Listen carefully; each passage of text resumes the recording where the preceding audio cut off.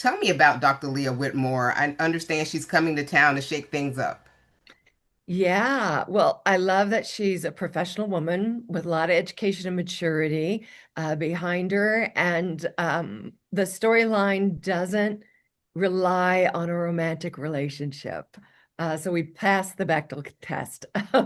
It's mostly me and the lovely, lovely Jen Jacob as Ashley. And I am by the book. You know, when I first meet Carlton, I read him sort of the riot act about wanting the priority of the OR room when there are emergency like kidney transplants should go Mhm. ahead with plastic surgery, which of course he doesn't like. So we get a wrinkle right there. It turns out though that the lovely Nicole, played by Daphne, we have a friendship, a long-standing friendship. So she's like going, who do I side with here? But I am, like I said, very by the book and have always done everything right as a professional, knowing that it's hard for women, we're going to be judged. And then I'm faced with something, the rug is pulled out from under me as far as always doing everything right. And then this thing happens, which is completely unfair. And it sort of sends me off in a spin where I don't create a lot of smiles. You'll find out my character does not smile a lot. And that's what I want to talk about.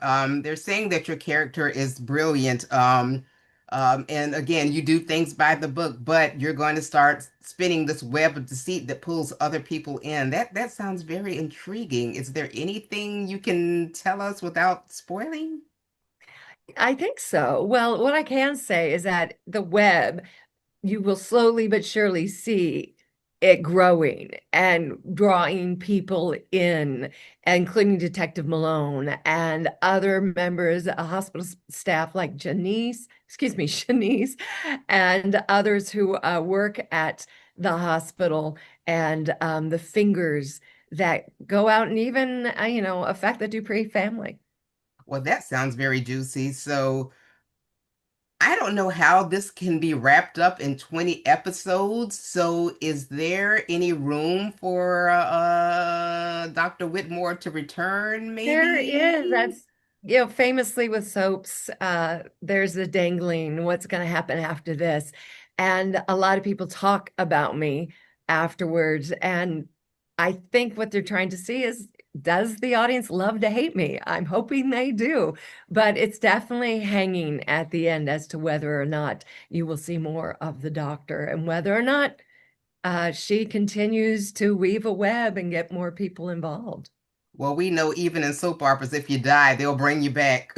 Exactly. Beyond the Gates is a groundbreaking with its focus on this rich and powerful Black family, a predominantly Black cast. What does it mean for you to be a part of a show like this? Oh, tremendous. There's such buzz around it, especially that it's shooting in Atlanta. And very proud. It's the first new soap, I believe, since 1999. Yeah, And the first one to have a predominantly non-white cast, yeah. um, which I felt like, what? Really? It's amazing that it's taken this long. The fact this centers around an affluent Black family in the suburbs of DC, and it's shot in Atlanta, which has never been done before. So many talented people from the creator on down, and so nice.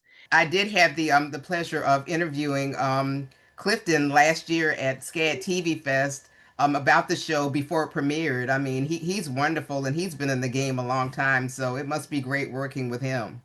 Oh, it's wonderful. Uh, uh, I cannot tell you how honored I was to know that he was on the show, and a lovely gentleman as well. Everyone fantastically kind, supportive, welcoming me, going out of their way to introduce themselves, from the creator to the producers to just everyone. A lovely, lovely, exactly what you would expect. I love that. So, of course, you are no stranger to daytime TV. You got your start on an Australian soap called Yeah. Neighbours. You've been on The Young and the Restless. You've been on Days of Our Lives. So, we've all heard about the intense pacing of soap operas. What is it like working on a soap opera and having to learn the amount of dialogue that you have to learn and in such a short amount of time? I'm sure other actors and soaps have told you it's incredible. At first, you feel a lot of pressure. You continue to feel a little bit of pressure, but the environment again is so supportive. There's a special skill set that snaps in. People go, "How do you remember those lines?" You just do. You do. And it's almost like we don't know how much we can do the bar until the bar is raised. And Right. then we do. And if you love what's being written for you, that's another thing. I love my storyline. The That's great. voice of my character is, I can tell, was written for my character. It's not like all the other dialogue and they just gave it to me. It's written from a mature woman's point of view. I love that. I love that. So you're from California and now you live in the Atlanta area, which some people call the Hollywood of the South. Talk about the acting landscape there. I mean, was it a culture shock for you coming from California to Georgia? Interesting. I expected it to be, but I'm from Northern California originally. Hmm. And as much as Southern California is beautiful, it's not Northern California. It's very different. As you can imagine, on the East Coast, there's several different states Yeah, that are cut yeah. in between. Coming to Atlanta geographically, it was much more like where I grew up. You do have to get used to it being a little colder in the winter and a little hotter and stickier in the summer. Lot hotter. A lot hotter, but the people couldn't have more everyday people couldn't have been more kind and welcoming. And I was worried because I'm obviously not Southern with my accent, but I find the people a lot more approachable than in Los Angeles, as well as the acting community. It's a smaller pond, a smaller, group of actors, and you run into people, and everybody, even if they're the same type as you and you're going up for the same roles, so supportive and happy and want you to succeed, which I didn't always get that feeling in Los Angeles. Oh, I love that. So you began your career in politics. First of all, how did you make that shift? Well, interestingly enough, from the age of 9, and I don't know where that came from, I knew I wanted to be a United States Senator. I Wow. think it came from film and television. I'd seen Jimmy Stewart in Mr. Smith Goes to Washington when I was a little girl on TV. And I thought that's what being, in Congress or a senator was. Hmm. I went to Berkeley, got my degree in political science and pre-law, started studying for the LSATs, but took an acting class for fun and got bit. And I realized I don't want to be a United States Senator, even though I was on a few very successful campaigns Hmm. working on them. We won, and then we won, and then we won, mayoral, congressional, and then presidential. But I was like, oh, Wow. no, I want to act like I want to be Jimmy Stewart in Mr. Smith Goes to Washington as a U.S. Senator. I don't want to actually be a U.S. Senator. So I've played the president at least twice and a presidential candidate as well. And I have a feeling it's a lot more fun that way. So that answers my next question. I was going to ask, did you find that your background in politics help you with your acting in terms of playing authority figures like the chief of staff? In a way, I have this funny thing where I come from. My family is actually very lower middle class, is how I was raised. Hmm. And I'm the oddball in my family. I've always had incredible posture. I look like I've had dance classes all my life. I wish I had. And people look at me and they go, "Oh, yes, United States Senator. Oh, she had a silver spoon in her mouth." I'm like, "No." But you have to embrace the types that people first, Right. pick you as. That's how you're going to get cast at first. And then you can broaden out and do more things. But I've loved it because I usually get to play slightly evil, sometimes the comedy of being perceived as that type. I've done a lot of comedies and really enjoy that, as well as being taken seriously as a mature woman Hmm. because I look that way.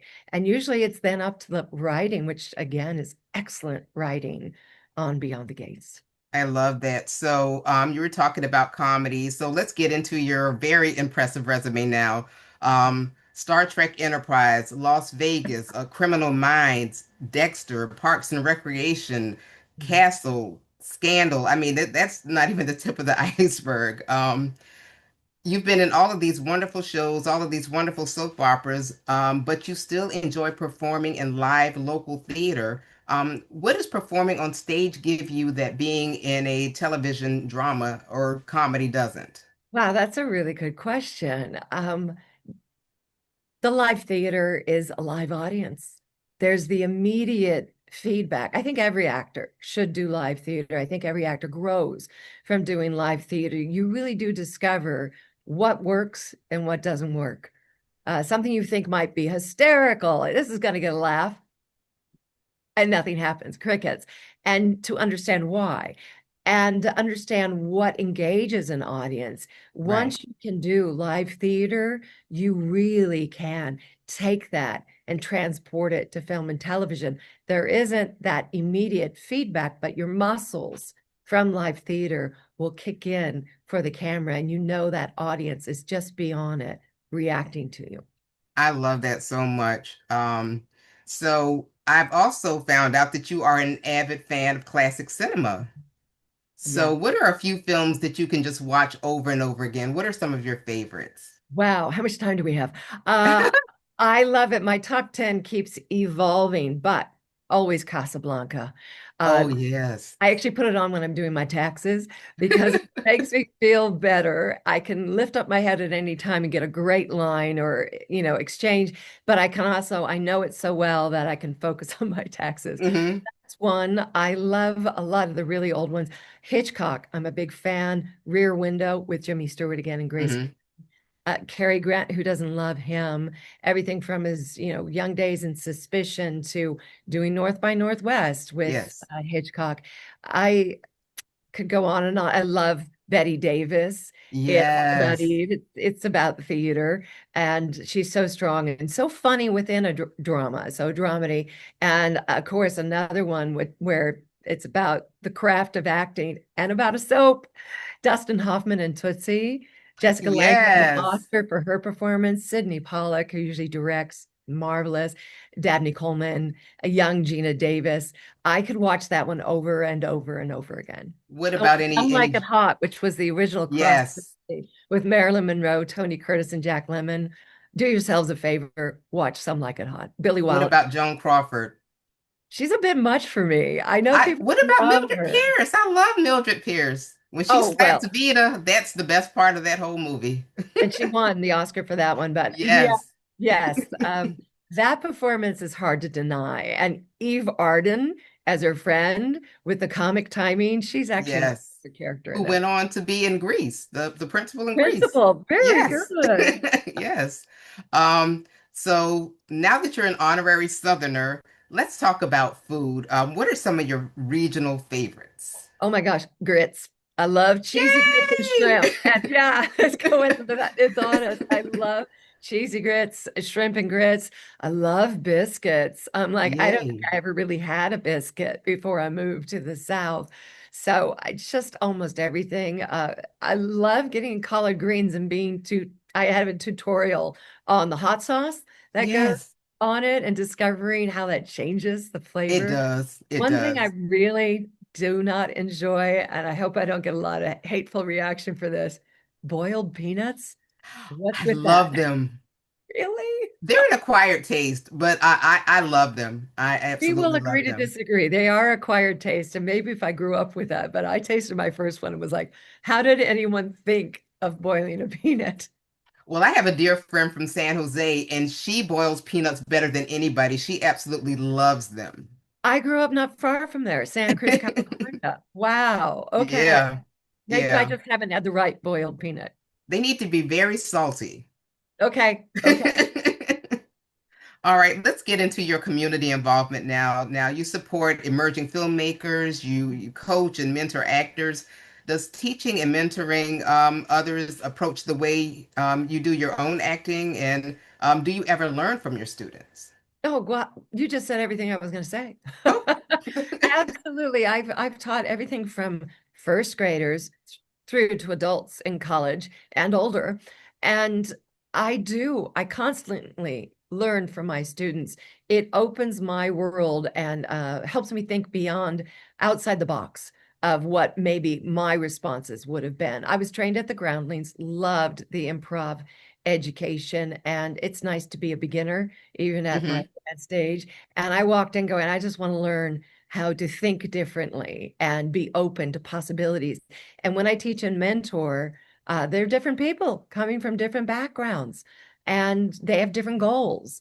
And they always do help me see the world in a different way that, and sometimes I have to admit, I might steal a little something. Go, I want to That's read that. okay. That reaction was good, or that way of thinking about the situation is amazing. And I love helping other actors achieve and grow. And if they've got strong choices for a scene, I go, okay, how do we get there then? How do we make that the best possible choice? So rather than putting me onto them, and that's part of the way I was trained. I'm a member of the Actors Studio, uh, Hmm. famed by having members such as Paul Newman, Dustin Hoffman, Sally, Yes. Bradley Cooper. And I was taught that the method is a way, not the way. And the method gets a bad rap a lot. But so many exercises that I was taught from Stanislavski technique and other techniques when I was at grad school I share, and I learned from people who learned from Lee. So Hmm. it's one step from the horse's mouth, maybe two steps. And I share the way I was taught, which I am so grateful that I was so lucky to have the teachers I had. So it's not me. I'm just sharing what came down from Lee Strasberg. I love that. I love that. So you also volunteer with your local animal shelters. I mean, I think that is absolutely wonderful. I mean, tell me about your love of animals and why you do that. I mean, you're this big star. You don't have to get involved in your community and do these things, but you do.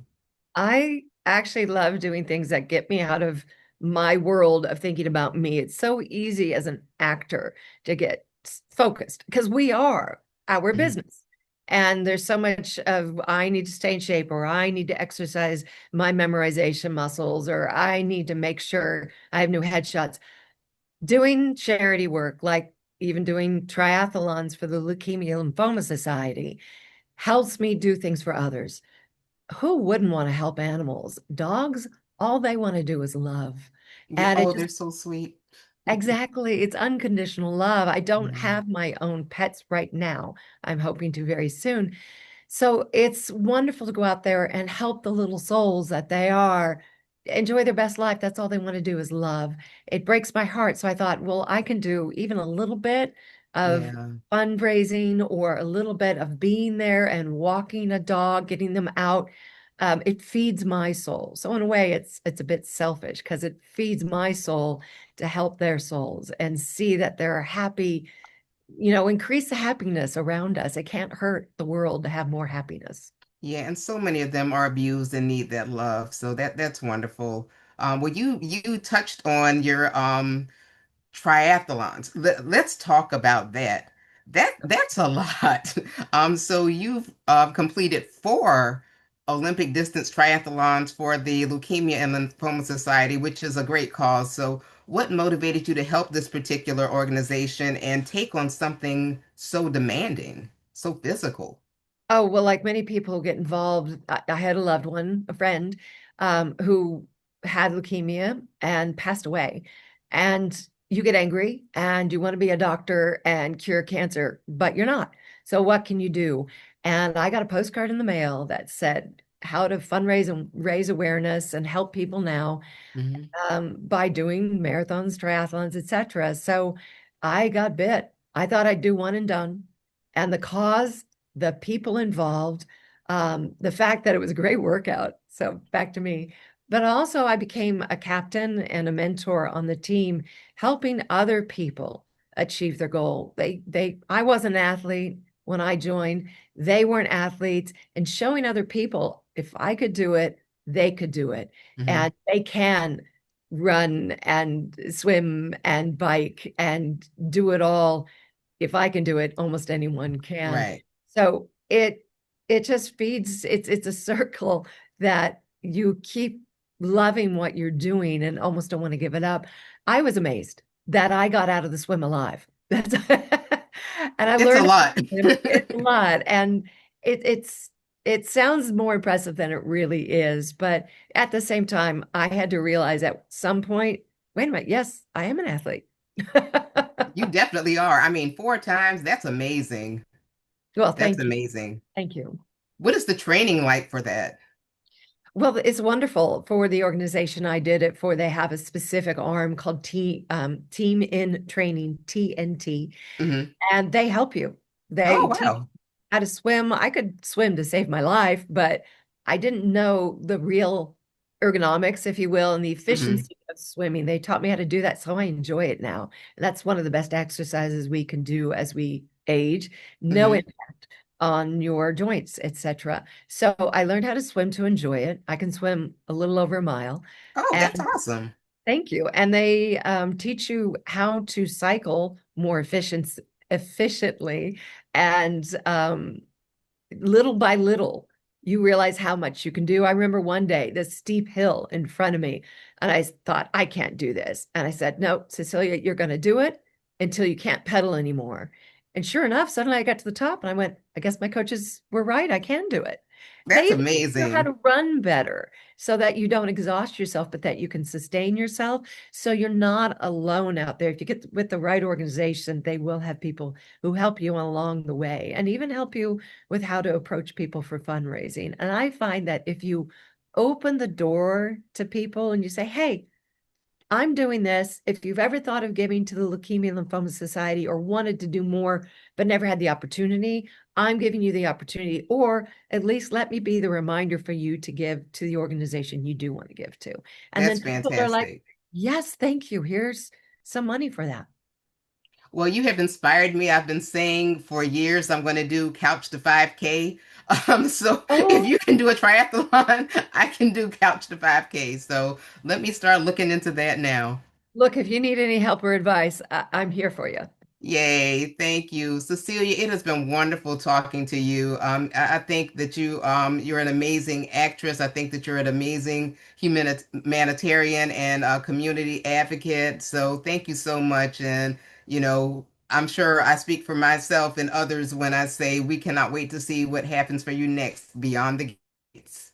Thank you so much. It was an absolute pleasure. And I know people are going to enjoy it. Crossing my fingers that they love to hate me.